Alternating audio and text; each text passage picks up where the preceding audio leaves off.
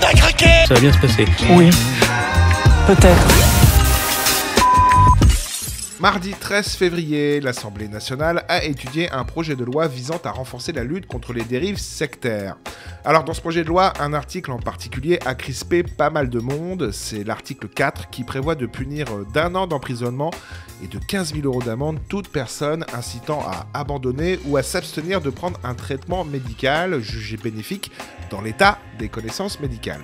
Pour vous donner un exemple, avec cette loi, Irène Frachon, qui a alerté sur les dangers du médicament Minotaur et a donc incité les gens à ne plus le prendre, elle pourrait théoriquement faire de la prison et prendre une amende en vertu de cet article 4. Pareil, si quelqu'un déconseillait de se faire vacciner avec un produit parce qu'il y a des risques d'effets secondaires, là aussi cette personne pourrait avoir des problèmes avec la justice. C'est un exemple que je prends totalement au hasard, bien entendu. Non, pas de piqûre, hein. Alors, le Sénat avait retoqué ce fameux article 4 en suivant l'avis du Conseil d'État, qui lui aussi considérait que c'était une atteinte à la liberté d'expression. Mais l'article 4 a été réintroduit en commission de loi et on en vient donc à cette fameuse soirée du 13 février où les députés se sont exprimés sur ce projet de loi. Sans surprise, la Macronie covidiste était pour cet article 4 et on va écouter les arguments du député Renaissance Sacha Houlier. Aujourd'hui, nous avons besoin de dispositions législatives exigeantes, de dispositions législatives difficiles à faire adopter, qu'il faut un certain courage, y compris dans un Parlement qui est morcelé comme nous l'avons aujourd'hui, pour faire adopter des dispositions qui protégeront les Français, exposés par les réseaux sociaux et par les charlatans qui en sont aujourd'hui les relais à toutes les menaces que nous décrivons aujourd'hui. Nicolas Dupont-Aignan, qui fait partie de ceux voulant supprimer l'article 4, lui a répondu de manière assez cinglante. Si vous avez un peu de mémoire, dans cet hémicycle, j'avais dit que le vaccin n'empêchait pas la transmission et ne justifiait donc pas un pass sanitaire. Et c'est le professeur Delfrécy qui, 2 ans et demi après, reconnaît dans une grande émission de télévision que dès mars 2021, il a alerté M. Véran en le prévenant que c'était mensonger de dire que le vaccin empêchait la transmission.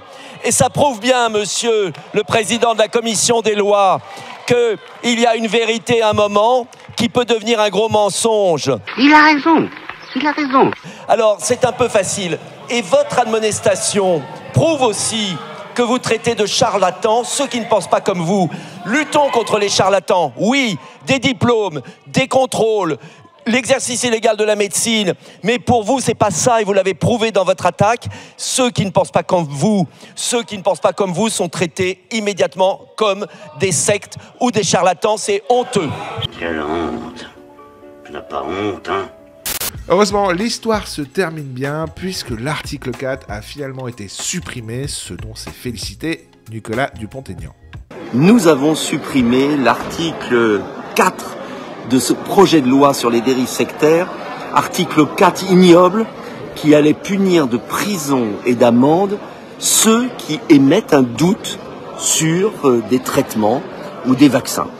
Vous imaginez la perversité de ces gens, ou du moins les intérêts qu'il y a derrière, pour essayer de faire taire les grands scientifiques. La science ne progresse que par la liberté et par l'échange.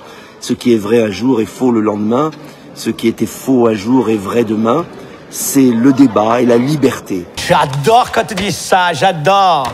Ah, tu le dis bien, Pendant que je vous tiens, le top des humiliations de Macron en 2023 est arrivé. Je vous le conseille fortement, ça fait du bien.